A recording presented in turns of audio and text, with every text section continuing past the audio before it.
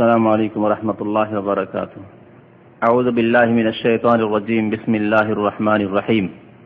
وقولهم إنا قتلنا المسيح عيسى ابن مريم رسول الله وما قتلوه وما صلبوه ولكن شبه لهم. মহান আল্লাহর সমস্ত প্রশংসা, যে আল্লাহ আমাদেরকে সৃষ্টি করেছেন এবং আমাদের এই হায়াতের পরে মরণ নির্ধারিত করেছেন।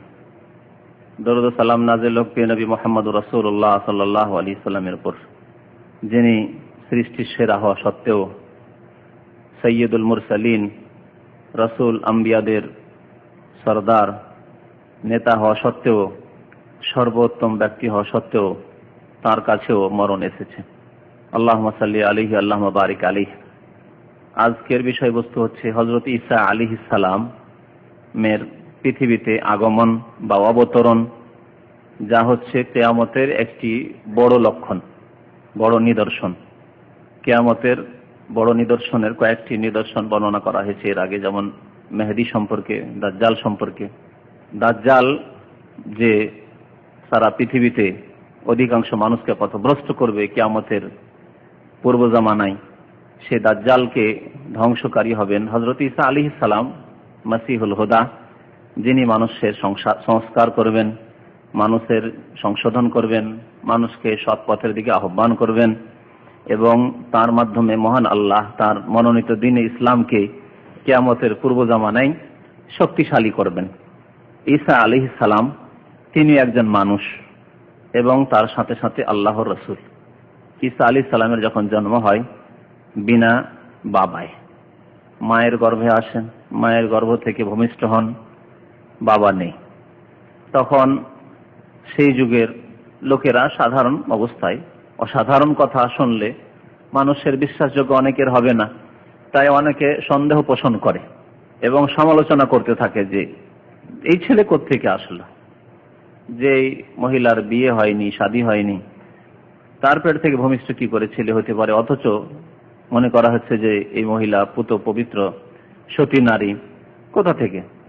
সেই সময় আল্লাহ রাব্বুল আলামিন বাকশক্তি খুলে দিয়েছিলেন হযরত ঈসা আলাইহিস সালামের। এই কথা কোরআনে কারীমের সূরা মারইয়ামে উল্লেখিত হয়েছে। আল্লাহ রাব্বুল আলামিনের ইলহাম হয় ঈসা আলাইহিস সালামের মাকে যে তুমি ইঙ্গিত করো ছেলের দিকে। ইঙ্গিত করলেন, লোকেরা যখন সমালোচনা করতে লাগলো তখন ইঙ্গিত করলেন ছেলের সাথে কথা বলো। তখন তিনি বলেছেন কালা ইন্নী আব্দুল্লাহ। ঈসা আলাইহিস সালাম বলেছেন আমি আল্লাহর বান্দা। আতানি আল কিতাব, আমাকে আল্লাহ কিতাব দান করবেন। ওয়াজআলানি নবিয়্যা, এবং আমাকে নবুয়ত দান করবেন, নবী করবেন আমাকে। ওয়াজআলানি মুবারাকান আইনামা কুনতু ওয়া আওসানি বিস সালাতি ওয়াজ যাকাতি মা দুমতু হাইয়্যা, এবং যেখানে আমি থাকি না কেন আল্লাহ আমাকে বরকতময় করবেন। এবং আমাকে আল্লাহ আদেশ দান করেছেন বিস সালাতি ওয়াজ যাকাত, নামাজের, সালাতের এবং যাকাতের। তাহলে নামাজ প্রাচীন যুগের ইবাদত। ঈসা আলাইহিস সালাম কয়েকদিনের শিশু, কয়েকদিনে 2-4 দিন ভূমিষ্ঠ হয়েছেন মাত্র। আল্লাহ যে তার মুখে বাকশক্তি খুলে দিচ্ছেন, কথা বলছেন ওয়াউসানি বিস সালাতি ওয়াজ যাকাত, আল্লাহ আমাকে সালাত এবং যাকাতের ওসিয়ত করেছেন, উপদেশ দান করেছেন, আদেশ দান করেছেন। সুতরাং নামাজ ছাড়া কোনো মানুষ সৎ হতে পারে না, নামাজ ছাড়া কোনো মানুষ মুসলিম হতে পারে না, চিরসত্য কথা। তো যাই হোক, বিষয়বস্তু হচ্ছে হযরত ঈসা আলাইহিস সালামের আগমন। ঈসা আলাইহিস সালাম মানুষ এবং আল্লাহ রাসূল। ওয়াজআলানি নবিয়্যা, আমাকে আল্লাহ নবী করবেন। ঈসা আলাইহিস সালাম যখন মানুষ, রাসূল হলেও, নবী হলেও তার একদিন মৃত্যু হবে। তার এখনো মৃত্যু হয়নি, মাত্র একজন রাসূল যার মৃত্যু হয়নি, হবে, তিনি ঈসা আলাইহিস সালাম। আল্লাহ তাকে উঠিয়ে নিয়েছেন, পৃথিবীতে আবার আসবেন। এই একটি উদ্দেশ্য পৃথিবীতে আসার, যে পৃথিবীতে এসে মরতে হবে, আবার এই মাটিতে একটা অংশ তাকে নিতে হবে, এই মাটিতে দাফন হইতে হবে প্রত্যেক মানুষকে। মিনহা খালাকনাকুম, আল্লাহ কোরআনে ইরশাদ করেছেন। এই আয়াতটি অনেকে আমাদের দেশে দোয়া হিসাবে পড়ে, এটি ভিত্তিহীন। কখন দোয়া হিসাবে পড়ে শুনেছেন? কখন? যখন কবরে মাটি দেয়। হ্যাঁ, এই মাটি দেওয়ার সময় এই দোয়াটি পড়ে, মিনহা খালাকনাকুম ওয়া ফিহা নুঈদুকুম ওয়া মিনহা নুখরিজুকুম তারাতান উখরা। এটি কোরআন কারীমের আয়াত সূরা তাহা। এটি দোয়া নয়, আর এটি এখানে পড়ার কোনো সহিহ হাদিসে প্রমাণ নেই। এটি মানুষ খেয়াল খুশি, আমাদের মুরব্বীরা এক শ্রেণীর আলেমরা, বিদাতি আলেমরা শিখিয়ে দিয়েছে। এই প্রসঙ্গে আয়াত, মহান আল্লাহ কি ইরশাদ করেছেন এই আয়াতে, মিনহা খালাকনাকুম, আমি মানুষকে এই থেকে সৃষ্টি করেছি। কি থেকে? মাটি থেকে, আরদ, জমিন থেকে, এই মাটি থেকে সৃষ্টি করেছি। ওয়াফিহা নুঈদুকুম, আর তোমাদেরকে আমি এই মাটিতেই কি করে দেব? ফিরিয়ে দেব। ওয়া মিনহা নুখরিজুকুম, আর এই মাটি থেকে তোমাদেরকে উদ্গত করব, বের করব। কবর থেকে, কবর ফেটে উঠবে সিংহায় ফুৎকার হলে, আর মানুষ উঠে পড়বে। ওয়া মিনহা নুখরিজুকুম, এই মাটি থেকে আবার তোমাদেরকে বের করব, তারাতান উখরা, পুনরায় আবার বের করব। মাটি থেকে সৃষ্টি, মাটিতে ফিরিয়ে দেওয়া, আর মাটি থেকে আবার বের করা হবে, উদ্গত করা হবে। ওয়া মিনহা নুখরিজুকুম তারাতান উখরা। তো ঈসা আলাইহিস সালামও যখন মানুষ, মাটি থেকে তৈরি, তখন ঈসা আলাইহিস সালামকে আল্লাহ মাটি থেকে সৃষ্টি করেছেন, মাটিতে ফিরিয়ে দেবেন, এখনো ফিরিয়ে দেননি। সেই জন্য আল্লাহ তাকে আবার নামিয়ে দেবেন আকাশ থেকে এই জমিনে, যাতে করে মাটিতে তাকে আল্লাহ ফিরিয়ে দেন। ওয়াফিহা নুঈদুকুম, তারপরে আবার অন্যান্যরা যেমন যখন সিংহায় ফুৎকার হবে মাটি থেকে উঠবে, উঠে হাশরের ময়দানে বিচার দিবসে উপস্থিত হবে, তেমনি ঈসা আলাইহিস সালাম উপস্থিত হবেন। তো ঈসা আলাইহিস সালামের আকাশ থেকে নেমে আসা, অবতরণ, এটি একটি কিয়ামতের বড় লক্ষণ। এই সম্পর্কে আজকে আলোচনা করব। ঈসা আলাইহিস সালাম সম্পর্কে তার দৈহিক গুণ বিভিন্ন হাদিসে এসেছে। এ সম্পর্কে বেশ কিছু হাদিস রয়েছে, সেগুলি সংক্ষেপে সার সংক্ষিপ্ত কথা আপনাদেরকে শোনাচ্ছি। তার সম্পর্কে হাদিসে এসেছে যে মারবুউল কামা, অর্থাৎ তিনি মধ্যগোছের মানুষ হবেন, খুব উঁচাও না আর বেঁচেও না, খাটো মানুষও না। লাইসা বিত-তাওয়িল ওয়ালা বিল কাসির, খুব লম্বা মানুষ না, ওয়ালা বিল কাসির, আর খাটো মানুষও না। আহমার জাত, এবং তিনি অত্যন্ত ফর্সা মানুষ হবেন। এবং ফর্সার সাথে সাথে, এক হচ্ছে ফর্সা মানে একেবারে সাদা, তিনি সাদা নন। ফর্সার উপরে যদি লাল বরণ থাকে দেখতে বেশি সুন্দর, তাই না? মনে হচ্ছে রক্ত ফুটে পড়ছে, এইরকম মানুষ হবেন তিনি। এই রংটি সবচেয়ে সুন্দর, এই জন্য আহমার বলা হয়েছে, লাল বরণে, ফর্সা লাল বরণে। শরীর ঢিলা ঢালা না, টাইট ফাইট শরীর, এই জন্য জাত বলা হয়েছে। অনেকের শরীর দেখছেন ঢিলা, হাঁটছে তো মনে হচ্ছে যে দোলে পড়ছে, তাই না? না, এরকম শরীর না। আরিজুস সাদর, বক্ষ প্রশস্ত। বক্ষ যদি, এই যে বক্ষ আছে, বুক যদি প্রশস্ত হয় সুন্দর লাগে, এটি হচ্ছে পুরুষত্বের পরিচয়, কিন্তু বক্ষ প্রশস্ত। সাবতুস সার, চুলগুলি সোজা সোজা, ঘোংরোলো নাই। কান্নামা খারাজা মিন দিবাস, এত পরিষ্কার পরিচ্ছন্ন এবং এত সুন্দর মানুষ যে যেন তিনি এক্ষুনি গোসলখানা থেকে বেরিয়েছেন। একজন মানুষ গোসলখানা থেকে গোসল করে যখন বের হয় কত সুন্দর, একেবারে ক্লিন হয়ে যাচ্ছে, এইরকম মানুষ তিনি। লাহু লিম্মাতুন, এবং তার বড় বড় চুল থাকবে। নবী করিম সাল্লাল্লাহু আলাইহি ওয়াসাল্লামের যেমন বড় চুল ছিল, যেটাকে আমাদের দেশে মানুষ সুন্নতি চুল বলে, হ্যাঁ, মধ্যখান দিয়ে সিথি, আর চুলটি আপনার বড় করে রাখা পিছন দিকে, তবে কেটে রাখা পিছন দিকে, মহিলাদের মতো একেবারে বড় নয়। এখানে যেমন অনেক ফাসেকরা একেবারে বড় করে মহিলাদের মতো, আমাদের সেই ছোকরারা যেমন বড় করে মহিলাদের মতো চুল রাখে, এই জন্য যে তাদেরকে অনেক সময় মহিলা সাজতে হয় শাড়ি পরে, ব্লাউজ পরে, না, এটি হারাম। তবে যে চুল কাঁধ পর্যন্ত পড়বে, হ্যাঁ, কানের নিম্ন ভাগ পর্যন্ত আসবে, তিনটি ওর ভাগ রয়েছে, হাদিসে রয়েছে যে তিন অবস্থার কোন একটি অবস্থায় গেলে অসুবিধা নেই, লিম্মা, জুম্মা, আফরা, হ্যাঁ, একটু উঁচু অথবা একটু নিচে, কানে একটু নিচে আর একটু নিচে, কাঁধের নিচে নাই। তো তার লিম্মা ছিল, কানের নিম্ন ভাগ পর্যন্ত চুল নেমে আসবে, এরকম চুল হবে তার। কাদরাত জালাহা, এবং সিথি করা, তামলামা বাইনা মানকাবাই, কাঁধ পর্যন্ত তার চুল রয়েছে। বুখারী মুসলিম এই হাদিসগুলো রয়েছে। আব্দুল্লাহ বিন ওমর রাদিয়াল্লাহু তাআলা আনহু হাদিস বর্ণনা করেছেন যে আন্না রাসূলুল্লাহ সাল্লাল্লাহু আলাইহি ওয়াসাল্লাম কাল, রাসূলুল্লাহ ইরশাদ করেছেন, আরানি লাইলাতান ইনদাল কাবা, আমাকে আল্লাহ কাবার নিকট রাত্রে দেখালেন, হয়তো স্বপ্নে দেখালেন, মেরাজের রাতেও তিনি দেখেছেন, কিন্তু স্বপ্নের কথা হয়তো। ফারাআইতু রাজুলান আদম, আমি একজন মানুষ দেখলাম অত্যন্ত ফর্সা এবং লাল বর্ণ, সুন্দর। আহসানে মা আনতা রাআইন মিন আদামির রিজাল, পুরুষদের মধ্যে যেমন একটা সুন্দর মানুষকে তুমি দেখতে পারো পৃথিবীতে, ওই রকম সুন্দর মানুষ দেখলাম। লাহু লিম্মা, এবং তার বড় বড় চুল রয়েছে তাদের নিম্নভাগ পর্যন্ত, তাও দেখতে সুন্দর। কাদরাত জালাহ, এবং সিথি করা রয়েছে। ফাহিয়া তাকতুরু মা, আর পানি গোসল করার পরে যদি চুল বড় থাকে তার পানি আর পড়তে রয়েছে, তো এরকম পানি যেন ঝরে পড়ছে।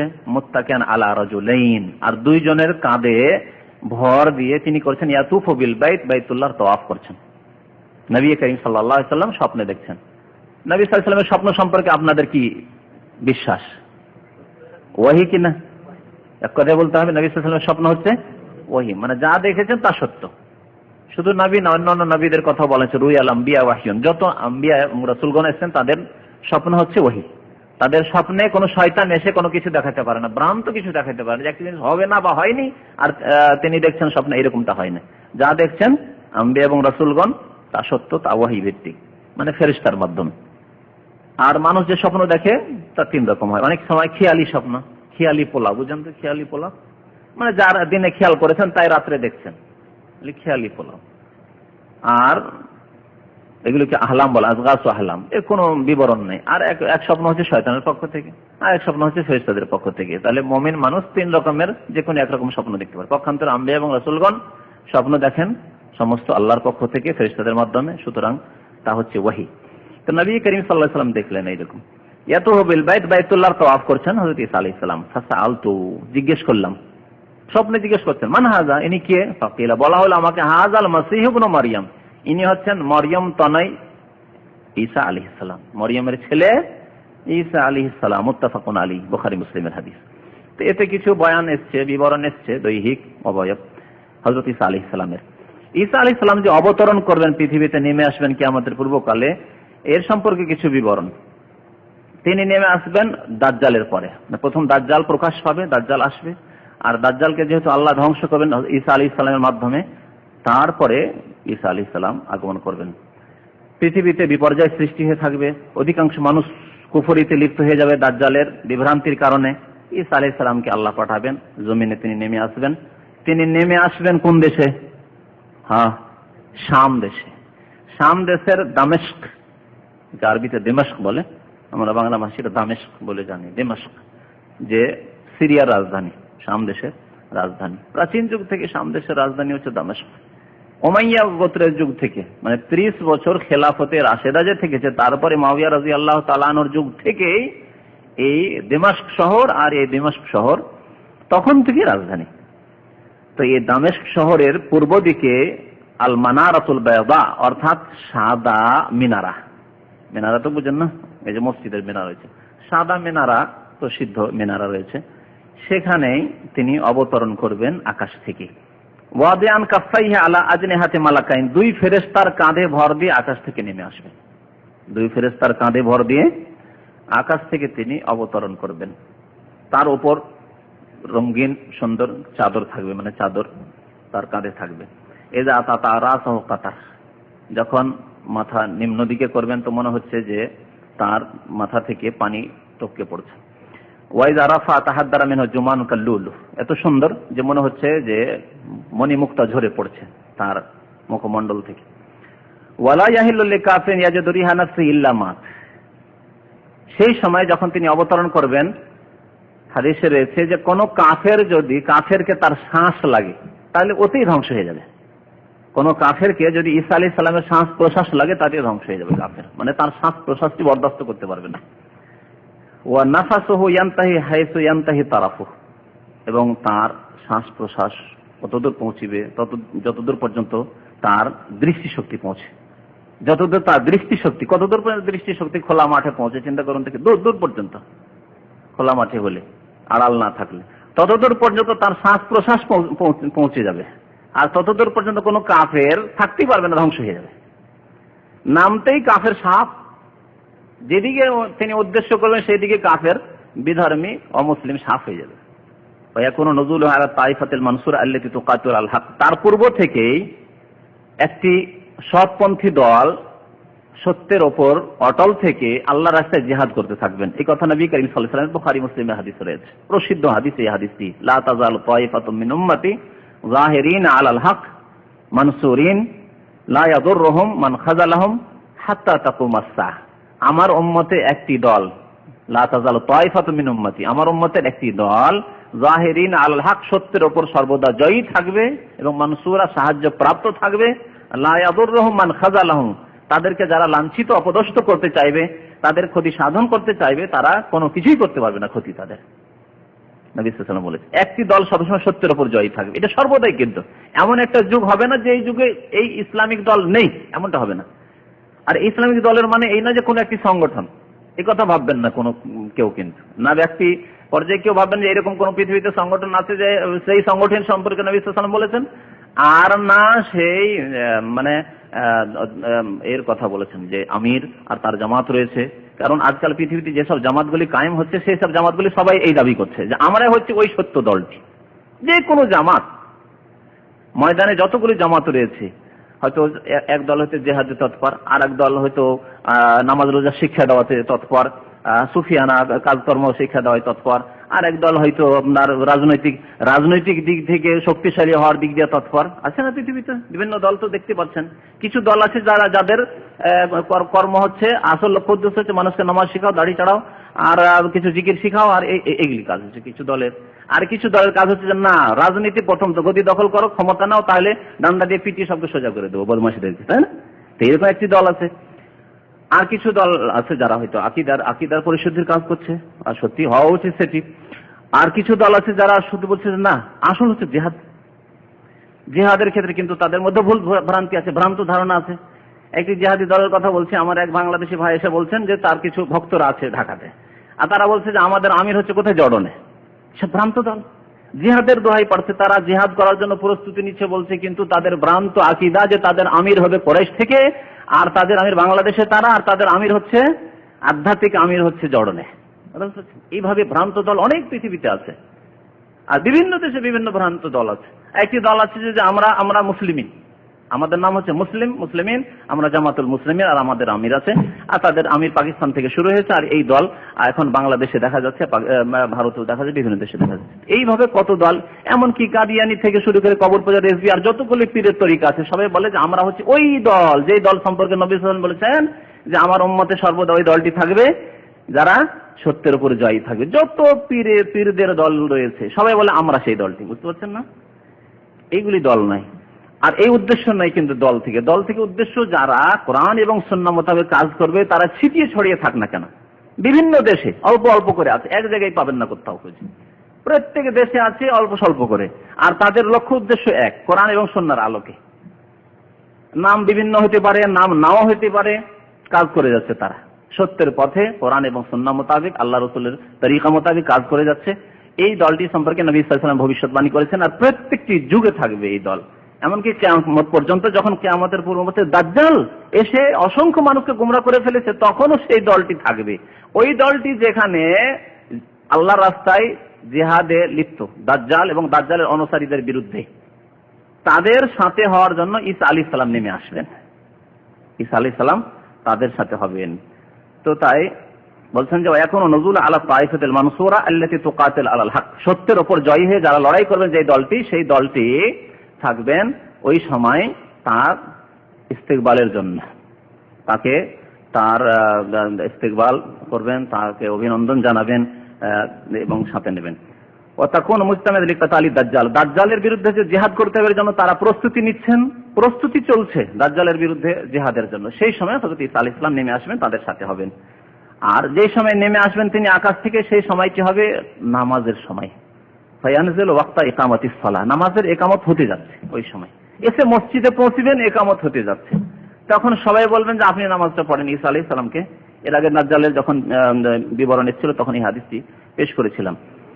তো নামাজ পড়াতে বলবেন, তখন তিনি কি বলবেন? বলবেন না, নামাজ আমি পড়াবো না। নামাজ কে পড়াবে? তোমাদের মধ্যে যে ইমাম রয়েছেন তিনি নামাজ পড়াবেন, আমি মুক্তাদি হয়ে নামাজ পড়বো। যিনি নামাজ পড়বেন তিনি কে? ইমাম মেহেদী। মেহেদী সম্পর্কে এই হাদিসটি রয়েছে, এর আগে মেহেদীর আলোচনায় বলা হয়েছে। হযরত ঈসা আলাইহিস সালাম যে আকাশ থেকে নেমে আসবেন এর দলিল কোরআনে কারিমে রয়েছে। কোরআনে কারিমে দুইটি আয়াত রয়েছে, সূরা নিসা এবং সূরা যুখরুফে। আর হাদিস, প্রচুর হাদিস রয়েছে, যে হাদিসগুলি মুতাওয়াতির পর্যন্ত, মানে বহু হাদিস রয়েছে, যে হাদিসগুলি অস্বীকার করা হচ্ছে গুমরাহির শামিল। কোরআনে কারিম আল্লাহ রাব্বুল আলামিন সম্পর্কে ইরশাদ করেছেন, একটি আয়াত হচ্ছে সূরা যুখরুফের আয়াত। মহান আল্লাহ ইরশাদ করেছেন, ওয়ালাম্মা দরিবা ইবনু মারইয়ামা মাসালান, যখন মারইয়ামের পুত্র ঈসা আলাইহিস সালামের দৃষ্টান্ত, উদাহরণ বা ঘটনা বর্ণনা করা হলো, তার কথা বর্ণনা করা হলো কাদেরকে? ইহুদিদেরকে। এখানে ইহুদিদের প্রসঙ্গ উল্লেখ করা হয়েছে। এযা কওমুকা মিনহু ইয়াসুদ্দুন, ইহুদিরা ঈসা আলাইহিস সালাম সম্পর্কে চরম অপরাধের কথাবার্তা বলে থাকে, এবং ইহুদিরাই ঈসা আলাইহিস সালামকে হত্যা করার জন্য তারা ঝাঁপিয়ে পড়েছিল, কিন্তু আল্লাহ রাব্বুল আলামিন ঈসা আলাইহিস সালামকে উঠিয়ে নিয়েছিলেন। তো ঈসা আলাইহিস সালামের যখন দৃষ্টান্ত বর্ণনা করা হয় তখন নবী করিম সাল্লাল্লাহু আলাইহি সাল্লামকে আল্লাহ সম্বোধন করে বলছে ইযা কওমুকা মিনহু ইয়াসিদ্দুন, তখন তোমার সম্প্রদায়ের লোকেরা ঈসা আলাইহিস সালামের ঘটনাও শুনতে চায় না, সেই ক্ষেত্রে তারা হট্টগোল করে। কারণ কোরআনের কথা শুনলেই মক্কার মুশরিকরা মনে করতে জাদু লেগে যাবে। তারা বলতো, এই জন্য তো সেহর বলতো কোরআনকে, ইন হাযা ইল্লা সিহরুম মুবিন, তো স্পষ্ট জাদু কোরআন। জাদু এই জন্য বলতো যে দেখা যেত যে যেই ব্যক্তি কোরআন শুনছে সেই মুসলমান হয়ে যাচ্ছে। আরে কারো স্ত্রী কোরআন শুনতেই ও স্বামীকে ছেড়ে দিয়ে মুসলমান হয়ে গেল। স্বামীকে ছাড়া কি যেমন তেমন কথা? যার সাথে তো ভালোবাসা সম্প্রীতি, আর হঠাৎ করে ছেড়ে তুমি কি আর আমি কে যাও তোমার সাথে না, তুমি মুসলমান হবে না? হবে না। মুসলমান হও তো ঠিক আছে স্বামী, আর না হলে তুমি যাও, আমি চললাম কালেমা লা ইলাহা ইল্লাল্লাহ মুহাম্মাদুর রাসূলুল্লাহ পড়ে। তো এই রকমের কোরআনে কারীমের প্রতিক্রিয়া এবং বরকতকে দেখে তারা কি বলেছিল যে কোরআন হচ্ছে জাদু, কোরআন হচ্ছে জাদু। অথচ কোরআন জাদু নয়, কোরআন আল্লাহর কালাম এবং আল্লাহর পবিত্র বাণীর এটি হচ্ছে বরকত, তার হচ্ছে আসার প্রতিক্রিয়া, এফেক্ট। যে কোরআন কানে পৌঁছিলে যারা মাতৃভাষা যাদের ছিল কোরআনে কারীমের ভাষা বুঝতো তারা। আমরা কোরআন শুনলেও বুঝি না, যার ফলে আমাদের অন্তরে কোরআন নামতে পারে না। কোরআন কান দিয়ে ঢুকে আর কান দিয়ে বেরিয়ে গেল বাস। কিন্তু কোরআনে কারীম যদি সত্যি বুঝে পড়া যায় তো কোরআন যে তাসির রয়েছে, তার প্রতিক্রিয়া রয়েছে, তা সত্যি আল্লাহ রাব্বুল আলামিনের কালামের প্রভাব আর তার বরকত, তাছাড়া আর কিছু নয়।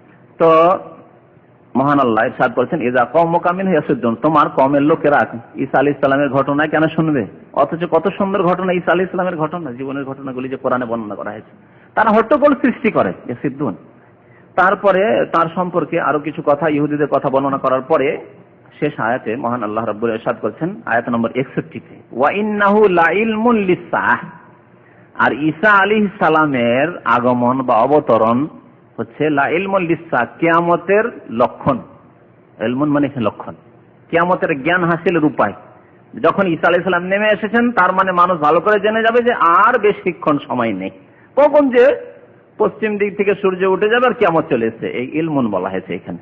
এজন্য আরেকটি কেরাতে, কোরআনে বিভিন্ন কেরাত আছে, যারা কেরাত সম্পর্কে জ্ঞান রাখেন তারা জানেন যে 10 রকমের কেরাত আছে কোরআনে, 10 রকমের প্রসিদ্ধ কেরাত রয়েছে। যারা কেরাতের উপর স্পেশালিস্ট হয় তাদেরকে 10 রকমের কেরাত পড়ানো হয়। মদিনা ইউনিভার্সিটিতে একটি ফ্যাকাল্টি আছে কুলিয়াতুল কোরআন, ওর নামই হচ্ছে কুলিয়াতুল কোরআন, মানে কোরআন ফ্যাকাল্টি। তো কোরআন ফ্যাকাল্টিতে যারা পড়াশোনা করেন হাফেজ হওয়া শর্ত, হাফেজ হয়ে যেতে হয় কোরআনে। তো অ্যাডমিশন এলে ওখানে 10 রকমের কেরাতের তাখাসসুস মানে স্পেশালিস্ট করা হয়। যেমন যারা হাদিস ফ্যাকাল্টিতে পড়াশোনা করে, যেমন হাদিসে পড়েছে, ওখানে হাদিসের উপরে স্পেশালিস্ট করা হয়, যেহেতু স্পেশাল পড়াশোনা ওখানে হয় যে কোনো ফ্যাকাল্টিতে। তো আরেকটি কেরাতে এই জন্য ইলমুনের জায়গায় আলামুন আছে। আলাম মানে কিন্তু, আলাম মানে পতাকা, আলাম মানে প্রতীক, আলাম মানে আপনার নিশানা, আলাম মানে লক্ষণ, আলাম মানে নিদর্শন, স্পষ্ট। তো ইলমুন মানে তার ভাব অর্থ হচ্ছে যে কিয়ামতের এটি কি নিদর্শন বা লক্ষণ। তো ঈসা আলাইহিস সালামের আগমন হচ্ছে কিয়ামতের জন্য লক্ষণ। ঈসা আলাইহিস সালাম কিয়ামতের জন্য লক্ষণ কিভাবে? তাফসীর কারগণ বলেছেন যে তিনি আসবেন আর তার পরে কিয়ামত চলে আসবে। ফালা তামতারুন্না বিহা, সুতরাং এই কিয়ামত সম্পর্কে তোমরা সন্দিহান হইও না, সন্দেহ করিও না। ঈসা আলাইহিস সালাম আগমন করলে, নেমে আসলেই কিয়ামত ঘনিয়ে আসবে, আর এতে তোমরা কোনো সন্দেহ করো না। ওয়াত্তাবিউনি, আল্লাহ রাসূল সাল্লাল্লাহু আলাইহি ওয়াসাল্লামকে আল্লাহ বলেন যে তুমি বলো যে আমার অনুসরণ করো, হাযা সিরাতুম মুস্তাকিম, ইহাই সহজ সরল পথ। এই ছিল একটি আয়াত সূরা যুখরুফের, যাতে বলা হয়েছে যে হযরত ঈসা আলাইহিস সালামের আগমন অবতরণ হচ্ছে কিয়ামতের লা ইলমুল লিসসাহ, কিয়ামতের লক্ষণ। দ্বিতীয় আয়াত, যে আয়াতটি প্রথমে পাঠ করেছি, এখানে আল্লাহ রাব্বুল আলামিন ইহুদিদের বিভ্রান্তির কথা উল্লেখ করেছেন। ইহুদিরা আম্বিয়াদেরকে হত্যা করত, ইহুদিদের বদ আচরণের কথা, ইহুদিদের বদমাইশির কথা আল্লাহ রাব্বুল আলামিন বেশ কিছু তুলে ধরেছেন, দুষ্টামির কথা। তারপরে বলছেন ওয়া কাউলিহিম, তাদের একটি ভ্রান্ত কথা, ইন্না কাতালনাল মাসিহা ঈসা ইবনে মারইয়াম। তাদের কথা কি? যে তারা বলতো যে আমরা ইন্না কাতালনাল মাসিহ, ঈসা ইবনে মারইয়াম যে মসিহ, তাকে আমরা হত্যা করে ফেলেছি। রাসূলুল্লাহ, যিনি আল্লাহর রাসূল, তাকে তারা হত্যা করে ফেলেছে, এই হচ্ছে ধারণা কাদের? ইহুদিদের। খ্রিস্টানরাও বিভ্রান্ত হয়ে গেল, খ্রিস্টানরাও সঠিক পথ পেল না। খ্রিস্টানরা মনে করলে যে আমাদের ঈসা নবী, আমাদের রাসূল কি হয়েছে, সে সুলিতে তাকে মেরে দেওয়া হয়েছে। আর সুলিতে মেরে দেওয়া হয়েছে, একটু ভ্রান্ত ধারণা যে মেরে দেওয়া হয়েছে। দুই নম্বর কথা, মেরে দেওয়া হয়েছে তার পিছনে কারণ কি? ঈসা আলাইহিস সালামের অনুসারী মোটেই নয় এরা, এই গুমরাহ খ্রিস্টান। বর্তমান যুগের খ্রিস্টানদের সাথে ঈসা আলাইহিস সালামের আদর্শের কোনো সম্পর্ক নেই। কেউ এই কথা ভাববেন না যে বর্তমান খ্রিস্টানরা ঈসা আলাইহিস সালামের অনুসারী। না, ঈসা আলাইহিস সালামের যে দিন আল্লাহ নিয়ে পাঠিয়েছে এই দিনের অধিকাংশ বিধিবিধানকে তারা বিকৃত করে ফেলেছে। প্রথম কথা, একত্ববাদ, তিনি তাওহীদ নিয়ে এসেছিলেন, তারা তৃত্ববাদে বিশ্বাসী, ঠিক না? এক আল্লাহর কথা বলেছেন না, তিনি তাওহীদের কথা শিখিয়েছেন। তারা তিন খোদাই, তিন আল্লাহ বিশ্বাসী খ্রিস্টান জগৎ। সুতরাং ঈসা আলাইহিস সালামের সাথে মৌলিক যেটি বিষয়, যেটি দিনের, সেখানেই ইখতিলাফ, মতনৈক্য। সুতরাং ঈসা আলাইহিস সালামের সাথে বর্তমান যুগের খ্রিস্টান বিশ্ব, খ্রিস্টান জগৎ, যে পশ্চিমা দেশ বা অথবা যে পূর্বেই হোক, যেখানে হোক না কেন যে খ্রিস্টানরা রয়েছে, ক্যাথলিক হোক অথবা প্রোটেস্ট্যান্ট হোক অথবা অর্থোডক্স হোক, এই তিনটি প্রসিদ্ধ। এছাড়া ছোটখাটো খ্রিস্টানদের মধ্যে প্রচুর দল রয়েছে। তো সবগুলি গুমরাহ। কিন্তু এই ক্ষেত্রে আরেকটি গুমরাহি তাদের, যে হ্যাঁ, ঈসা আলাইহিস সালাম যে শহীদ হয়েছেন আল্লাহ রাস্তায়, তাকে শুলিতে মারা হয়েছে, এর মাধ্যমে কি হয়েছে? আমাদের খ্রিস্টান জগতের সমস্ত পাপ মোচন হয়ে গেছে, সব গুনাহ খাতা মাফ। মানে তিনি নিজেকে কুরবানি করে দিয়েছেন, উৎসর্গ করে দিয়েছেন আল্লাহর রাহে, আমাদেরকে মাফ করানোর জন্য, আমাদেরকে জান্নাতে পৌঁছানোর জন্য। তার সার কথা হচ্ছে যে খ্রিস্টানরা এখন যা ইচ্ছা তাই করুক, চুরি করুক আর ডাকাতি করুক আর জেনা করুক, এই জন্য তাদের কাছে জেনা হচ্ছে পেশাব পায়খানার মতো বৈধ কাজ, আর তাদের কাছে মদ খাওয়া হচ্ছে পানি খাওয়ার চাইতে ভালো কাজ, ঠিক কিনা বলেন? আজকে খ্রিস্টান জগতে পশ্চিমা দেশগুলিতে মদের ব্যবহার পানির চাইতে বেশি হয়, বিনা বাড়াবাড়িতে। মনে রাখবেন, এই পরিসংখ্যানগুলি পড়ে দেখেন যদি ওই সব দেশের যা লেখা হচ্ছে বিভিন্ন সূত্রে, তাহলে বুঝতে পারেন যে কি অবস্থায় তারা ধ্বংসের শেষ কিনারায় পৌঁছে গেছে। এখন তাদের হয় ফিরে আসবে তারা, যদি আল্লাহর রহমত হয়, তারা যদি সত্য দিনের দিকে ফিরে আসে, দিন ইসলামের দিকে, তাহলেই মুক্তি রয়েছে তাদের, আর না হলে তারা জাহান্নামের তটে পৌঁছেই গেছে। তো ইহুদি খ্রিস্টান উভয়ে বিভ্রান্ত হযরত ঈসা আলাইহিস সালাম সম্পর্কে। তাদেরও ধারণা যে ঈসা আলাইহিস সালামকে মেরে দেওয়া হয়েছে। শুধু মুসলিম মুমিন উম্মতে মুহাম্মাদিয়া আলা সাহিবা আফদালুস সালাত ওয়া তাম্মিত তাসলিম সাল্লাল্লাহু আলা নবিয়িনা মুহাম্মদ ওয়া আলা আলিহি ওয়া সাহবিহি আজমাইন, রাসূলুল্লাহ সাল্লাল্লাহু আলাইহি ওয়াসাল্লামের উম্মত, এই উম্মতে মুহাম্মাদিয়া, এই উম্মতের সঠিক আকীদা, যেহেতু আমাদের কাছে কোরআন রয়েছে, নির্ভেজাল কোরআন, কোরআনের একটি অক্ষরেও হেরফের হয়নি, তারতম্য হয়নি। কোরআন আমাদের কাছে অবিকৃত অবস্থায় রয়েছে। ইন্না নাহনু নাযালনা যিকরা ওয়া ইন্না লাহু লাহাফিজুন, আমি কোরআন নাযিল করেছি, কোরআনের হেফাজত করব। আর কোরআনে কারিমে মহান আল্লাহ আমাদেরকে শিখিয়ে দিয়েছেন যে ওমা কাতালুহু ওয়া মা সালাবুহু ওয়ালাকিন শুববিহা লাহুম। এই কথাটি আল্লাহ বলছেন এখানে, যে তাদের ধারণা যে তারা ঈসা ইবনে মারইয়াম, মসিহকে যিনি আল্লাহর রাসূল, তাকে তারা হত্যা করে ফেলেছে। কারা হত্যা করার জন্য গিয়েছিল? ইহুদিরা। আর এই ভ্রান্ত ধারণায় বিশ্বাসী হয়েছে এ গুমরাহ পথভ্রষ্ট খ্রিস্টানরা। পক্ষান্তরে আল্লাহ কি বলছেন? ওমা কাতালুহু, তারা কখনো হত্যা করতে পারেনি, তারা কতল করতে পারেনি। ওমা সালাবুহু, তাদের ধারণা যে সুলিতে চড়িয়ে মারানো হয়েছে না, সেজন্য আল্লাহ বলছেন ওমা সালাবুহু, তাকে সুলিতেও তারা চড়াতে পারেনি। ওয়ালাকিন শুববিহা লাহুম, তারা ধাঁধাই পড়ে গেছিল। কি হয়েছিল? ঈসা আলাইহিস সালাম আত্মগোপন করার জন্য বা শত্রুরা তাকে হত্যা করার জন্য আসছিল, তখন বাঁচার জন্য, আত্মরক্ষার জন্য একটি ঘরে ঢুকে পড়েছেন। যখনই ঘরে ঢুকে পড়েছেন, আল্লাহ রাব্বুল আলামিন ঈসা আলাইহিস সালামকে আকাশে উঠিয়ে নিয়েছেন। আর যেই বড় শত্রুটি প্রথম এসে ঢুকেছিল যে আমি ঈসাকে মারবো, ইহুদি, সেই ইহুদিকে আল্লাহ ঈসা আলাইহিস সালামের সাদৃশ্য বানিয়ে দিয়েছিলেন, ওই রকম আকার দান করে দিয়েছেন। ওয়ালাকিন শুববিহা লাহুম।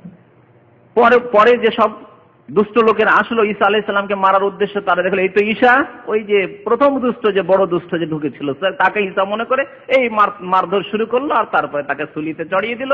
আর ইহুদিরা ভাবলো ইন্না কাতালনাল মাসিহা ঈসা ইবনে মারইয়াম রাসূলুল্লাহ, আমরা মসিহ ঈসা ইবনে মারইয়ামকে হত্যা করে ফেলেছি।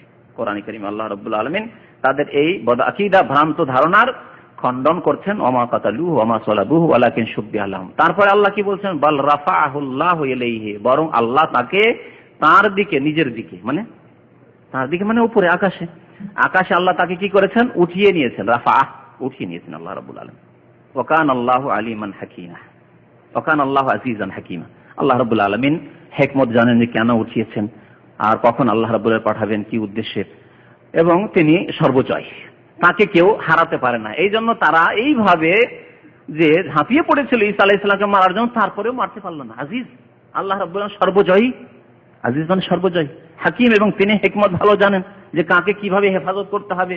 কেন আল্লাহ রাব্বুল আলামিন আকাশে উঠালেন তাকে, মুহাম্মদ রাসূলুল্লাহকে উঠালেন না, অন্য কোন নবীকে উঠালেন, আল্লাহ হিকমত জানেন।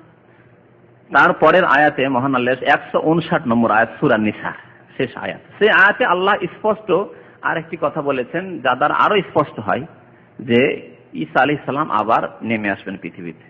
এর আগের আয়াত দ্বারা জানলাম যে বার রাফাহুল্লাহ, আল্লাহ উঠিয়ে নিয়েছেন। যখন উঠিয়ে নিয়েছেন আল্লাহ ফেরাবেন, উঠিয়ে নেওয়া হয়েছে ফেরাবেন, কারণ তিনি মানুষ। আর মানুষকে আল্লাহ চিরকাল আকাশে রাখবেন না। মানুষ সম্পর্কে আল্লাহ কি বলেছেন, মিনহা খালাকনাকুম ওয়া ফিহা নুঈদুকুম, আবার ফিরিয়ে দেবো। তো ফেরানোর জন্য তো পৃথিবীতে পাঠাইতে হবে। সে সার্কুলার তো আপন জায়গায় ঠিক আছে। তাহলে এই দিক দিয়েও তাফসীর কারগণ বলেছেন যে বার রাফাহুল্লাহ ইলাইহি দ্বারাও প্রমাণ হয় যে তিনি আবার আসবেন পৃথিবীতে। উপরন্তু এই আয়াত শুনুন, ওয়া ইন্না মিন আহলিল কিতাবে ইল্লা লা ইউমিনুন্না বিহি ক্বাবলা মাউতিহি, ওয়া ইন্না মিন আহলিল কিতাবে ইল্লা লা ইউমিনান্না বিহি ক্বাবলা মাউতিহি। আহলি কিতাবদের মধ্যে এমন কোন গোষ্ঠী থাকবে না, এমন কোন দল থাকবে না, এমন কোন ব্যক্তি থাকবে না যে ঈসা আলাইহিস সালামের প্রতি বা যারা ঈসা আলাইহিস সালামের প্রতি ঈমান নিয়ে আসবে না। অর্থাৎ প্রত্যেক আহলি কিতাব, আহলি কিতাব কাকে বলে? ইহুদি অথবা খ্রিস্টান। বর্তমান ইহুদি খ্রিস্টান যারা আছে বা ভবিষ্যতে আসবে, পৃথিবীতে এমন কোন ইহুদি, এমন কোন খ্রিস্টান হবে না যে ঈসা আলাইহিস সালামের প্রতি ঈমান নিয়ে আসবে না। সেই যুগে, যে যুগে ঈসা আলাইহিস সালাম অবতরণ করে আসবেন, প্রত্যেকেই কালেমায়ে শাহাদাত আশহাদু আল্লা ইলাহা ইল্লাল্লাহ ওয়া আশহাদু আন্না মুহাম্মাদান আবদুহু ওয়া রাসূলুহু পড়ে মুহাম্মদ সাল্লাল্লাহু আলাইহি ওয়াসাল্লামের রিসালাতের সাক্ষ্য দান করবেন। কারণ সেই সময় যে নেমে আসবেন ঈসা আলাইহিস সালাম, তিনি রাসূল হয়ে আসবেন না, তিনি শেষ রাসূল মুহাম্মদ সাল্লাল্লাহু আলাইহি ওয়াসাল্লামের উম্মতি হয়ে আসবেন, উম্মত হয়ে আসবেন। যখন তিনি তার উম্মত হয়ে আসবেন, তখন দাওয়াত দিবেন কিসের? কালেমা লা ইলাহা ইল্লাল্লাহ মুহাম্মাদুর রাসূলুল্লাহর দাওয়াত দিবেন। আর সমস্ত আহলি কিতাব, ইহুদি খ্রিস্টান যখন দেখবে যে আমাদের এতদিন পর্যন্ত ধারণা তো সব মিথ্যা ছিল, আরে আমরা মনে করতাম ইহুদিরা ভাববে, তখন খ্রিস্টানদের উপর স্পষ্ট হয়ে উঠবে যে আমরা কোনখানে ছিলাম রে বাপ, আমরা এতদিন মনে করতাম যে ঈসা আলাইহিস সালামকে সুলিতে চড়িয়ে দেওয়া হয়েছে, ইহুদিরা ভাববে যে আমাদের পূর্বপুরুষরা ঈসা আলাইহিস সালামকে মেরে দিয়েছে, এই কথা ভাবতাম। সব তো ভ্রান্ত কথা। তিনি তো আবার নেমে এসেছেন। যখন তিনি নেমে আসবেন পৃথিবীতে, লা ইউমিনান্না বিহি ক্বাবলা মাউতিহি, ঈসা আলাইহিস সালামের ইন্তেকালের পূর্বে তারা তার প্রতি ঈমান নিয়ে আসবে। এর দ্বারা জানতে পারলাম যে ঈসা আলাইহিস সালামের মওত হবে। এখনো মওত হয়নি, মওত হবে।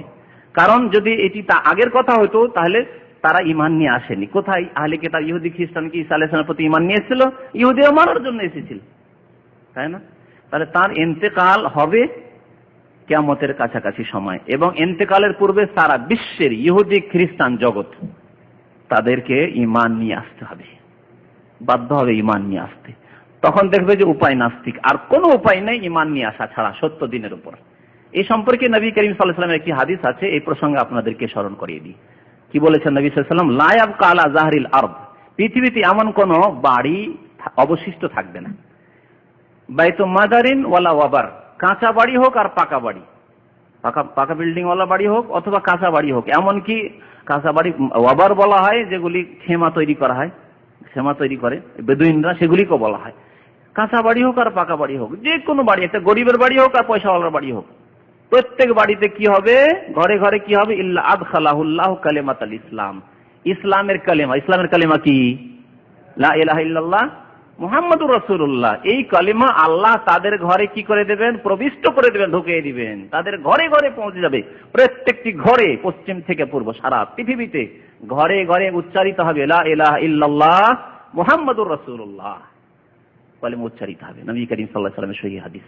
এই আয়াত, এই প্রশ্ন ইল্লা লা ইউমিনান্না বিহি ক্বাবলা মাউতিহি, যখন সারা বিশ্বের ইহুদিরা মুসলমান হয়ে যাবে, কালিমা লা ইলাহা ইল্লাল্লাহ তা হতে হবে, তাদের ঘরে ঘরে কালিমা লা ইলাহা ইল্লাল্লাহর ধ্বনি উচ্চারিত হবে। আর খ্রিস্টানরাও সেই যুগে মুসলমান হয়ে যাবে। আর বাকি থাকবে কে? বাকি যে পত্তলিক আছে, পত্তলিক তো অত্যন্ত দুর্বল তাদের মন। সবচাইতে মন দুর্বল কাদের? যারা পত্তলিক, যারা মুশরিক। নিঃসন্দেহে ইহুদি খ্রিস্টান মুশরিক, কিন্তু ওর চাইতে বড় মুশরিক হচ্ছে, মানে বেশি দেবী দেবতার পূজা করে কারা? যারা পত্তলিক। যে কোনো জিনিস দেখলেই পূজা শুরু করে, আর ওরা যে কোনো জিনিস দেখেই ভয় করে, তাই না? এই জন্য সাপকেও দেবতা মনে করে ওরা, দেখলে একটা এঁদুর দেখলেও দেবতা মনে করে, বুঝছেন? সবকিছুকে দেবতা মনে করে। সব ঈমান নিয়ে আসবে সারা পৃথিবীর মানুষ, সারা পৃথিবীতে ইসলাম শক্তিশালী হবে, ইসলাম প্রতিষ্ঠিত হবে। এই ছিল আল্লাহ রাব্বুল আলামিনের বাণী যে ইল্লা লা ইউমিনুন্না বিহি ক্বাবলা মাউতি ওয়া ইয়াউমাল কিয়ামাতি ইয়াকুনু আলাইহিম শাহীদা। আর কিয়ামতের দিনে ঈসা আলাইহিস সালাম তাদের উপর সাক্ষ্য দান করবেন, কারা ঈমান নিয়ে এসেছে, কারা ঈমান নিয়ে আসেনি, মানে আগের যারা বা যারা তৃতীয়বাদে বিশ্বাসী হয়েছে, ঈসা আলাইহিস সালাম এক তাওহীদের কথা শেখালেন, ঈসা আলাইহিস সালাম ভবিষ্যৎবাণী করলেন, শেষ নবী মুহাম্মদুর রাসূলুল্লাহ সাল্লাল্লাহু আলাইহি ওয়াসাল্লামের তারা গ্রাহ্য করলো না, তারা অস্বীকার করলো। তো এই বিপক্ষেও সাক্ষী দেবেন আর সপক্ষেও সাক্ষী দেবেন। ওয়া ইয়াউমাল কিয়ামাতি ইয়াকুনু আলাইহিম শাহীদা, তিনি সাক্ষ্য দান করবেন আল্লাহ রাব্বুল আলামিনের দরবারে। নবী সাল্লাল্লাহু আলাইহি ওয়াসাল্লামের কিছু হাদিস, অনেক হাদিস রয়েছে ঈসা আলাইহিস সালামের অবতরণ সম্পর্কে। একটি হাদিস আবু হুরায়রা রাদিয়াল্লাহু তাআলা আনহু আপনাদেরকে শোনাই, বুখারী মুসলিমের হাদিস মুত্তাফাক আলাইহি। আবু হুরায়রা রাদিয়াল্লাহু তাআলা আনহু বলেন, ক্বালা রাসূলুল্লাহ সাল্লাল্লাহু আলাইহি ওয়াসাল্লাম, রাসূলুল্লাহ সাল্লাল্লাহু আলাইহি ওয়াসাল্লাম ইরশাদ করেছেন, ওয়াল্লাযী নাফসি বিয়াদিহি, সেই আল্লাহর শপথ করে বলছি যার হাতে আমার জীবন রয়েছে। নবী সাল্লাল্লাহু আলাইহি ওয়াসাল্লাম বেশি এইভাবে কসম করতেন, ওয়াল্লাযী নাফসি বিয়াদিহি, মানে সে আল্লাহ শপথ করেছে যে আল্লাহর হাতে আমার জীবন রয়েছে। এটি হচ্ছে নবী সাল্লাল্লাহু আলাইহি ওয়াসাল্লামের সুন্নাত। এই ক্ষেত্রে সুন্নাত মনে রাখতে হবে। আর আল্লাহ ছাড়া অন্যের শপথ করা শিরক, এই কথাও মনে রাখতে হবে। আজকাল অনেক মুসলিম আছে যারা আল্লাহ ছাড়া অন্যের শপথ করে, নবী সাল্লাল্লাহু আলাইহি ওয়াসাল্লামের তরিকা কসম না করে অন্য তরিকায় কসম করে। আজকে এক লোক টেলিফোনে জিজ্ঞেস করছে যে কোন একটি ঘটনা হয়েছে, চুরির ঘটনা হয়েছে, তো কসম করাবে, তো আল্লাহর কসম করতে চাইছে। ওই ছেলে আসে, ওই যুবক আমাদের সেন্টারে আসে, তো কসম বলছে আমি আল্লাহর কসম করবো, যে না না না না, কোরআনের কসম করতে হবে। কত জাহেল মূর্খ মানুষরা, আল্লাহ, কোরআন কার বাণী? আল্লাহর বাণী। তাহলে আল্লাহর কসমের উপর সন্তুষ্ট হচ্ছে না, কোরআনের কসমের উপর সন্তুষ্ট। কেমন জাহেলদের কথা, মূর্খদের কথা। এ হচ্ছে মূর্খ সমাজ। কোরআনের কসম করো কিন্তু আল্লাহর কসম জানে না, তারা মূর্খ সমাজ। একটি উদাহরণই দিলাম যে কি অবস্থা, মানে সুন্নত মোতাবেক কসম না খেয়ে কেমন বিদাতি তরিকায় কসমকে মানুষ বিশ্বাস করছে, কিন্তু সুন্নতের কসম বিশ্বাস করবে না। দেখেছি আমরা, যদি কেউ ছেলের কসম করে, ছেলের কসম খায়, স্বামীর কসম খায়, কোনো ঝগড়া লেগেছে বা কিছু হচ্ছে, একটা তর্ক বিতর্ক, স্বামীর গায়ে হাত দিয়ে কসম খাচ্ছে, ছেলের মাথায় হাত দিয়ে কসম করছে, ও খুব বিশ্বাস। আর আল্লাহর কসম হাজারবার খেলেও কসম বিশ্বাস করবে না। আমাদের দেশের মহিলারা এইরকমই, এই ইমান তাদের, আল্লাহর কসম করলে একেবারে বিশ্বাস করবে না। আমাদের দেশে জাহিলি কথা আছে, সত্য খাও আর মিথ্যা খাও, কসম খাও কার? আল্লাহ। মানে মিথ্যা হইলেও আল্লাহর কসম খাও, মানে আল্লাহর কসম মিথ্যা খেলে অসুবিধা নাই, কিন্তু ছেলের মাথায় হাত দিয়ে কসম যদি আল্লাহর খায় তাহলে তার ছেলে মরে যাবে। স্বামীর শরীরে হাত দিয়ে যদি স্বামীর কসম খেয়ে নেয় তাহলে স্বামী মরে যাবে, তাহলে বিধবা হয়ে যাবে। এগুলি হচ্ছে অন ইসলামিক আকীদা, বদ আকীদা মুসলিম সমাজ। তো নবী সাল্লাল্লাহু আলাইহি ওয়াসাল্লাম কি বলছেন? ওয়াল্লাযী নাফসি বিয়াদি, সেই আল্লাহ শপথ করে বলি যে আল্লাহর হাতে আমার জীবন রয়েছে। লা ইউশিকান আন ইয়ানজিলা ফীকুম ইবনু মারইয়াম, অচিরেই তোমাদের মাঝে ইবনে মারইয়াম, মারইয়ামের পুত্র ঈসা আলাইহিস সালাম অবতরণ করবেন। হাকামান আদলান, বিচারপতি হয়ে, রাষ্ট্রনেতা হয়ে, হাকামান রাষ্ট্রনেতা হয়ে তিনি হাকিম হবেন, সারা বিশ্বের রাজত্ব করবেন তিনি। আর আদলান এবং ন্যায় পরায়ণ বিচারক হবেন তিনি। আর কি? ফায়াকসিরুস সালিব, তিনি সুলিকে চুরমার করে দেবেন, সুলিকে ভেঙে দিবেন। সুলি দেখছেন না, এই যে রেড ক্রস, আজকে সারা বিশ্বে রেড ক্রস। রেড ক্রস কি? হ্যাঁ, আসসালিবুল আহমার, ওর আরবি হচ্ছে আসসালিবুল আহমার। মুসলিম দেশগুলিতে রয়েছে রেড ক্রিসেন্ট, এই চাঁদ। আর অমুসলিম দেশে কি? Red cross. এই সুলি, এই সুলি কোত্থেকে আসলো? ওই ঈসা আলাইহিস সালামকে সুলিতে মারা হয়েছে, আর ওখান থেকে রেড ক্রস, মানে আপনার ওই অ্যাম্বুলেন্স গুলিতে রেড ক্রস থাকছে। আর এর পূজা করছে, এই সুলির তারা পূজা করছে। সুলি দেখবেন খ্রিস্টানরা অনেকে সুলি, সোনা বা চাঁদির সুলি তৈরি করে গলাতে মালা ঝুলিয়ে রাখে। তাদের লেবাস পোশাক, এই অমুসলিম দেশ থেকে যে লেবাস পোশাকগুলি আসে, অনেক লেবাস পোশাক মুসলিম দেশে আসছে, সুলি ছাপানো আছে, আর মুসলমান করছে না, জায়েজ নয়। যখনই দেখবেন যে সুলি ছাপ রয়েছে, হারাম আপনার জন্য সেই লেবাস পরা, যেহেতু শিরক কুফরি, তারা সুলির পূজা করছে। আরো মজার কথা হচ্ছে যে খ্রিস্টানরা সুলির পূজা করছে। কত ভ্রান্ত, কত গুমরা এরা। যদি সুলিতেই ঈসা আলাইহিস সালামকে শহীদ করা হয় আর ঈসা আলাইহিস সালামের সাথে তোমাদের মহব্বত ভালোবাসা থাকে, তাহলে সুলি তোমাদের শত্রু হওয়া উচিত ছিল। কি করে সুলির পূজারী তোমরা হয়ে গেলে? কি করে সুলির পূজারী? শত্রু নয়? আমাদের নবীকে শহীদ করলো যেই সুলি, তার সেই সুলির পূজা শুরু হয়ে গেল। পূজা কেন? যে 7 খুন মাফ, খ্রিস্টানদের 7 খুন সবকিছু মাফ। এই সুলিতে যদি ঈসা আলাইহিস সালাম না চড়তেন তাহলে মাফ হইতো না, সেই জন্য সুলির পূজা করে এই খ্রিস্টান ভ্রান্তরা। তো ঈসা আলাইহিস সালাম কি করবেন? ফায়াকসিরুস সালিব, সুলিকে চুরমার করে দিবেন। আজকে সুলিওয়ালা পতাকা দেখছেন না, সুলিওয়ালা পতাকা, তাহলে এই পতাকা চুরমার হয়ে যাবে না হবে না? ধূলিসাৎ হবে না হবে না? এইসব পতাকা, এইসব পরাশক্তি, এইসব মহাশক্তি সব ধ্বংস হয়ে যাবে, তখন ঈসা আলাইহিস সালাম ধ্বংস করে দেবেন। সুলিকে এই জন্য ধ্বংস করা হবে যে সুলির পূজা, আল্লাহকে বাদ দিয়ে খ্রিস্টানরা সুলির পূজারী হয়ে পড়েছে, সুলি ভেঙে দেওয়া হবে। ওয়ায়াকতুলুল খিনজির, আর শোরকে হত্যা করে দেওয়া, শুকুর হত্যা করে দেওয়া হবে। কারণ খ্রিস্টানরা পাইকারি হারে শুকুর খাওয়া শুরু করে, এত বেশি শোর খায় আর কোনো কিছু খায় না। এদের খাবার মধ্যে গোস্তের মধ্যে সুর আর পানীয় বস্তুর মধ্যে মদ। হ্যাঁ, ঠিক কিনা? এই জন্য সুর হচ্ছে আসলে নাজাস। সুরকে ঈসা আলাইহিস সালাম হালাল করেননি, এরা নিজেরই হালাল করে ফেলেছে।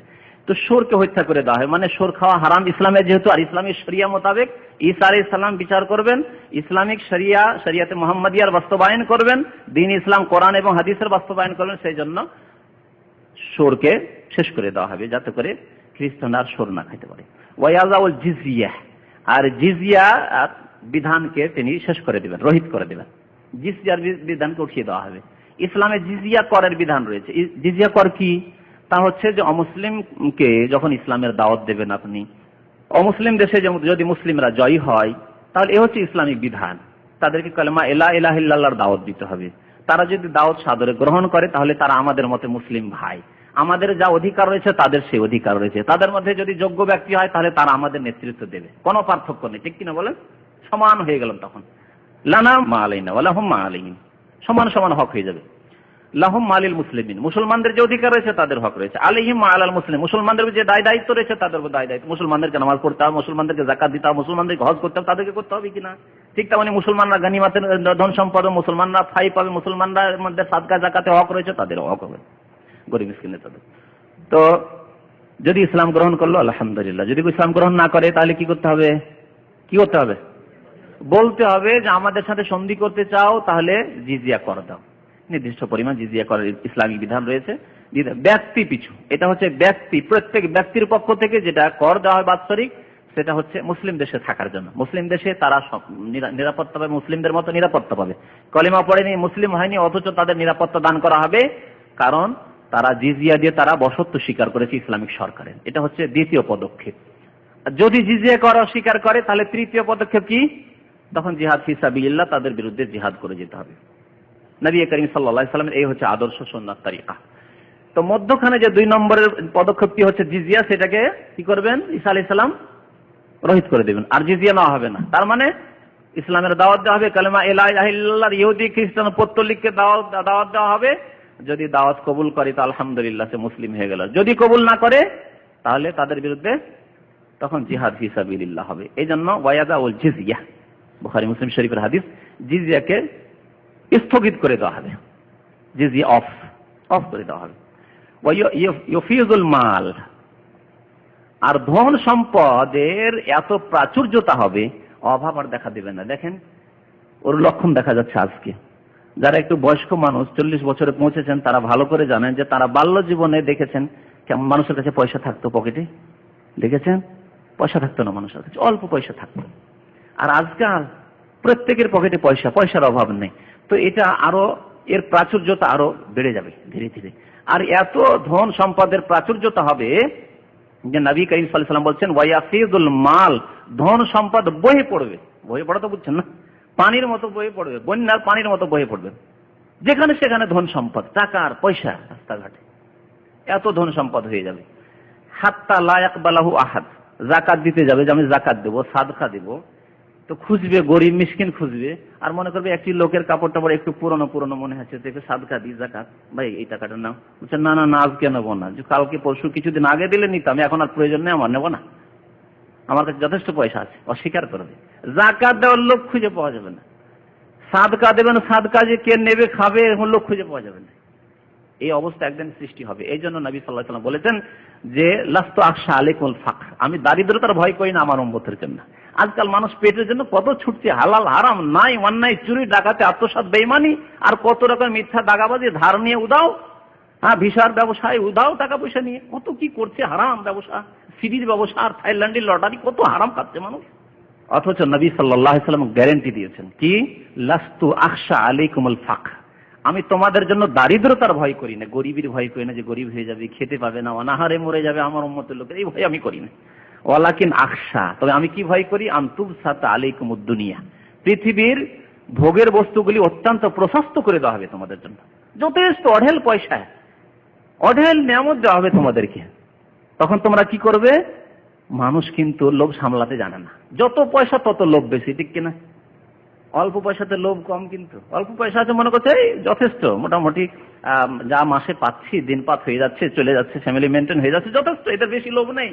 কিন্তু যাদের পয়সা বেশি, একটা ব্যবসা এখন 10,000 টাকার ব্যবসা দাঁড় করতে পেরেছি, তার 20,000 টাকা কেমন করে করবে, 20,000 হলে 40,000 কেমন করে করবে, 1 লাখের হয়েছে 2 লাখ, একটা কোম্পানি তো 2টা কোম্পানির কি করে মালিক হইতে পারবো, ঠিক না? যত বেশি পয়সা তত পয়সার লোভ। নবী সাল্লাল্লাহু আলাইহি ওয়াসাল্লাম বলছেন যখন খুব বেশি অঢেল পয়সা হয়ে যায় ফাতানাফাসু ফিয়া, তখন তার কম্পিটিশন শুরু করে দিবে। কেমন করে বেশি পয়সা, হালাল হারাম যা হচ্ছে হোক, সুদ হোক, ঘুষ হোক, যেভাবে হোক না কেন, বেতন পাচ্ছে 15,000 20,000, তারপরে ঘুষ খাচ্ছে। চাকরি ভালো জায়গায় পাচ্ছিল, হালাল জায়গায় ও চাকরি নাই, সুদী ব্যাংকেও চাকরি করবে ও, যেহেতু ওখানে বেতন বেশি, ফ্যাসিলিটি বেশি, ইত্যাদি ইত্যাদি। এমন প্রতিযোগিতা লাগিয়ে দিবে টাকা পয়সা অর্জনের জন্য, আর হালাল হারামের কোনো তারতম্য করবে না, ফারাক করবে না। ফাইয়ু তুহলিকুকুম, এই ধন সম্পদ তোমাদেরকে ধ্বংস করে দিবে, কামা আহলাকাতহুম, যেমন আগের উম্মতেরা ধ্বংস হয়েছে, যেমন কারুন ধ্বংস হয়েছে, যেমন ফিরআউন ধ্বংস হয়েছে, ওইরকম তোমরাকেও এই ধন সম্পদে ধ্বংস করবে। নবী করিম সাল্লাল্লাহু আলাইহি ওয়াসাল্লাম কি বলছেন যে ঈসা আলাইহিস সালামের জামানায় ইয়াফিজুল মাল, ধন সম্পদ বহি পড়বে, অঢেল ধন সম্পদ। সাদকা দিতে যাবে, কেউ নিতে চাইবে, হাত্তা তাকুনা সাজদাল ওয়াহিদা খায়রুম মিনাদ দুনিয়া ওয়া মা ফিহা। সেই যুগে ফিতনার যুগ, আর সেই যুগ এত মানে কিয়ামত কাছে যে একটি সেজদা করা সারা পৃথিবীর চাইতে উত্তম। আপনি ধন সম্পদ নিয়ে কি করবেন? 10 তলা 20 তলা বাড়ি করে কি করবেন, যেখানে চোখের সামনে দেখতে পাচ্ছেন যে দাজ্জাল চলে এসেছে আর ঈসা আলাইহিস সালাম অবতরণ করেছেন, এই 2, 4, 5, 10 বছরের মধ্যে পৃথিবী ধ্বংস। তাহলে কি করবে টাকা পয়সা নিয়ে, বলুন দেখি? সেই সময় একটি সেজদা সারা পৃথিবীর ধন সম্পদ চাইতে উত্তম হবে। যে আল্লাহকে সেজদা করে তওবা করে কোন রকম একটু সৎ জীবন যাপন করে আল্লাহর কাছে চলে যেতে পারি, এতেই মুক্তি রয়েছে, না হলে আর মুক্তি নেই। কোন দিন হঠাৎ করে সকালবেলা উঠবো, পশ্চিম দিকে সূর্য দেখবো, আর উপায় নেই। এই জন্য নবী সাল্লাল্লাহু আলাইহি ওয়াসাল্লাম বলেছেন সেই যুগে একটি সেজদা সারা পৃথিবীর ধন সম্পদের তুলনায় উত্তম হবে। বুখারী মুসলিমের হাদিস। হযরত জাবের রাদিয়াল্লাহু তাআলা আনহু বলছেন, সামি'তু রাসূলুল্লাহ সাল্লাল্লাহু আলাইহি ওয়াসাল্লাম ইয়াকুল লা তাযালু তায়ফাতুম মিন উম্মতি ইউকাতিলুনা আলাল হক। ওই হাদিসটি, আমার উম্মতের একটি দল সর্বদা সত্যের উপর লড়াই করতে থাকবে, জিহাদ করতে থাকবে, যাহিরিনা ইলা ইয়াউমিল কিয়ামা, কিয়ামত পর্যন্ত তারা জয়ী থাকবে। ফায়ানজিলু ঈসা ইবনে মারইয়াম, তখন ঈসা আলাইহিস সালাম অবতরণ করবেন। ফায়াকুলু আমিরুহুম, তখন তাদের আমির বলবেন, ওই যে দলটি সত্য দল, তাদের আমির মাহদী বলবেন, সাল্লি লানা, নামাজ পড়ান, আপনি নামাজ পড়াতে বলেন। যেমন ইমাম সাহেব মসজিদে কোন একজন গণ্যমান্য ব্যক্তি দেখলে কি বলেন, আপনি নামাজটা পড়িয়ে দেন, মেহমানকে বলছেন। তখন মেহমান হয়তো নিজেকে নিজের খাকসারির কারণ বলছেন, না আমি না, আপনি পড়ান। তো ঈসা আলাইহিস সালামকে বলবেন তখন তার আমির অর্থাৎ মাহদী, সাল্লি লানা, আমাদেরকে নামাজ পড়ান। ফায়াকুলুল্লাহ, আমি নামাজ পড়ি। ইন্না বা'দাকুম আলা বা'দিন উমারা, তোমাদের মধ্য থেকেই আমির হবেন এবং তোমাদের মধ্য থেকে ইমাম হয়ে নামাজ পড়াবেন। সহিহ মুসলিমের হাদিস। আচ্ছা, ঈসা আলাইহিস সালাম শেষ জামানায় কেন অবতরণ করবেন, হিকমত কি, কেন আসবেন তিনি, এ সম্পর্কে বিভিন্ন মত রয়েছে উলামায়ে কেরামদের। কয়েকটি মত আমি উল্লেখ করছি। একটি বলা হয়েছে যে আর-রাদ্দু আলাল ইয়াহুদ ফি জামি আন্নাহুম কাতালু ঈসা, এই ইহুদিদের ভ্রান্ত আকীদা, এমনকি তার সাথে খ্রিস্টানদের, যেমন একটু আগে বললাম, ইহুদিদের ভ্রান্ত আকীদা এবং খ্রিস্টানদের ভ্রান্ত আকীদা যে ঈসা আলাইহিস সালামকে কি করা হয়েছে, শুলিতে মেরে দেওয়া হয়েছে। এই ভ্রান্ত আকীদার স্পষ্ট খণ্ডন করার জন্য ঈসা আলাইহিস সালাম যখন নেমে আসবেন, তারা স্পষ্ট বুঝতে পারবে যে আরে আমরা তো এতদিন কোথায় ছিলাম, কোন গুমরাহিতে বলতাম ঈসা আলাইহিস সালামকে শুলিতে মেরে দেওয়া, আর শুলির পূজা করছিলাম, এতে ঈসা আলাইহিস সালাম আকাশ থেকে নেমে আসলেন এদের ভ্রান্ত ধারণার খণ্ডনের জন্য। তারপরে তারা মুসলমান হয়ে যাবে, দেখবে যে চির সত্য হচ্ছে দ্বীন ইসলাম, কোরআনের কথা সত্য, তখন তারা মুসলমান হয়ে যাবে। আরেকটি কারণ বর্ণনা করা হয়েছে হিকমত, যে ঈসা আলাইহিস সালাম কেন আসবেন, যে ঈসা আলাইহিস সালাম যখন ইনজিলে দেখেছিলেন যে নবী করিম সাল্লাল্লাহু আলাইহি ওয়াসাল্লামের উম্মতের বড় ফজিলত রয়েছে, নবী সাল্লাল্লাহু আলাইহি ওয়াসাল্লামের উম্মতের যারা নেক ব্যক্তি সৎ আল্লাহওয়ালা ব্যক্তি, তারা আগের নবীদের কাছাকাছি মর্যাদা হাসিল করবেন, আগের নবীদের কাছাকাছি মর্যাদা হাসিল করবেন। তো এই ফজিলত দেখার পরে তিনি আকাঙ্ক্ষা করেছিলেন যে আল্লাহ, যদি আমি নবী না হয়ে যদি শেষ নবী মুহাম্মদ সাল্লাল্লাহু আলাইহি ওয়াসাল্লামের উম্মত হইতাম, সেটি তো আমার জন্য ভালো ছিল, সেই জন্য আল্লাহ রাব্বুল আলামিন এই ফজিলত দোয়া করেছিলেন, আল্লাহর কাছে দরখাস্ত করেছেন ঈসা আলাইহিস সালাম, সেজন্য আল্লাহ কবুল করেছেন এবং তিনি নবী রাসূলও, আর তার সাথে সাথে শেষ নবী মুহাম্মদ সাল্লাল্লাহু আলাইহি ওয়াসাল্লামের উম্মত হবেন। এই জন্য ইমাম যাহাবী রাহমাতুল্লাহ আলাইহি বলেছেন যে ঈসা আলাইহিস সালাম সাহাবিয়ুন ওয়া নবী, ঈসা আলাইহিস সালাম নবীও এবং তার সাথে সাথে আল্লাহ রাসূলের সাহাবী। কেমন করে সাহাবী? অবাক। ঈসা আলাইহিস সালাম শেষ জামানায় আসেন, তখন নবীকে কোথায় দেখবেন, সাহাবী কেমন করে হইলেন? এটা অবাক লাগছে না? তাই বলছেন ইমাম যাহাবী কেমন করে সাহাবী, ফাইন্নাহু রাআন নাবিয়্য সাল্লাল্লাহু আলাইহি ওয়াসাল্লাম লাইলাতাল ইসরা, কারণ নবী সাল্লাল্লাহু আলাইহি ওয়াসাল্লাম যখন মেরাজে গিয়েছিলেন, চতুর্থ আকাশ দিয়ে অতিক্রম করছিলেন, তখন ঈসা আলাইহিস সালামের সাথে সাক্ষাৎ হয়েছিল তার জীবদ্দশায়। এখনো জীবিত আছেন, মরেননি তো, ঠিক না? আর অন্যান্যদের সাথে সাক্ষাৎ হয়েছে সেটি ইন্তেকালের পরে, মুসা আলাইহিস সালামের ইন্তেকালের পরে ওই সাক্ষাৎ হয়েছে। সেই সাক্ষাৎটি জীবদ্দশার সাক্ষাৎ নয়, বারজাকি যুগের সাক্ষাৎ। কিন্তু ঈসা আলাইহিস সালামের সাথে যে সাক্ষাৎ হয়েছে সেটি বারজাখী যুগের সাক্ষাৎ নয়। তাহলে যখন ঈসা আলাইহিস সালামের সাথে সাক্ষাৎ হয়ে গেল মেরাজের রাতে, তাহলে সাহাবী হয়ে গেলেন না? তার নবীও তার সাথে সাথে ঈসা আলাইহিস সালাম সাহাবীও। ফাহুয়া আখিরুস সাহাবাতে মওতান। তারপরে ইমাম যাহাবী বলছেন, সুতরাং সমস্ত সাহাবীদের মধ্যে শেষ সাহাবী যিনি ইন্তেকাল করবেন তিনি ঈসা আলাইহিস সালাম। অবশ্য সাহাবায়ে কেরামদের জামানায় শেষ সাহাবী যিনি ইন্তেকাল করেছেন তিনি হচ্ছেন আবু তুফাইল দৌসী রাদিয়াল্লাহু তাআলা আনহু, মক্কা ইন্তেকাল করেছিলেন 110 হিজরিতে। আরেকটি হিকমত বর্ণনা করা হয়েছে তার পৃথিবীতে আসার, যেটি আগে বলেছি যে মিনহা খালাকনাকুম ওয়া ফিহা নুঈদুকুম। যখন মাটি থেকে তিনি জন্ম নিয়েছেন, তখন সৃষ্টি হয়েছেন, তখন মাটিতে আবার ফিরে আসতে হবে, সেজন্য তাকে যাতে করে মাটিতেই দফন হয়। তবে এই সম্পর্কে একটি ভ্রান্ত ধারণা আমাদের দেশে অধিকাংশ লোকদের রয়েছে, আর বক্তারা আমাদের দেশে বয়ানও করে কি, যে নবী সাল্লাল্লাহু আলাইহি ওয়াসাল্লামের পাশে আর আবু বকর উমরের পাশে একটি জায়গা খালি আছে আর ঈসা আলাইহিস সালামকে সেখানে দাফন করা হবে। শুনেছেন কথাটি না? বক্তাদের কাছে জলসা জলুসে খুব এইসব কথা শোনা যায়। এর কোনো প্রমাণ নেই, বরং এর বিপরীত প্রমাণ আছে। কি? তা হচ্ছে যে হযরত ওমর রাদিয়াল্লাহু তাআলা আনহু যখন আহত হলেন, শহীদ হয়ে যাবেন, ইন্তেকাল করবেন, তো কথা বলতে পারছিলেন তিনি। তো তিনি তার ছেলেকে বললেন যে যাও গিয়ে মা আয়েশা উম্মুল মুমিনের কাছে দরখাস্ত করে যে তার হুজরা শরীফে তো আল্লাহ রাসূলের কবর, আবু বকরেরও সেখানে দাফন হয়েছে, আমাকে যেন একটু জায়গা দেয় যে সেখানে আমাকে দাফন করা হবে, দরখাস্ত করো।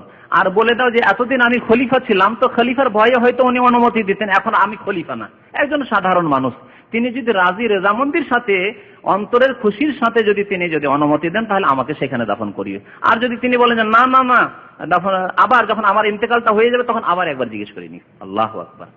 ওমর রাদিয়াল্লাহু তাআলা বলছেন এখন আমি বেঁচে আছি, চক্ষু লজ্জা করতে পারি বা ভাবতে পারি এখনো তো তিনি আমার খলিফা, খলিফার আনুগত্য করতে হবে, আনুগত্য করা ফরজ, আমার যখন মওত হয়ে যাবে তখন তার আমি খলিফা থাকবো না। আবার গিয়ে হুজরা পর্দার আড় থেকে জিজ্ঞেস করে নেবে মা আয়েশা রাদিয়াল্লাহু তাআলা আনহাকে যে এখন কি আমার আব্বাকে দাফন করতে পারি, যদি তিনি অনুমতি দেন তাহলে আমাকে দাফন করিও, আর না হয় গিয়ে ওই বাকিতে, যাকে আমরা জান্নাতুল বাকি অনেকে বলি না, বাকির কবরস্থানে, মদিনার কবরস্থানে সাধারণ মুসলমানদের যেখানে কবর আছে সেখানে গিয়ে আমাকে দাফন করে দিও।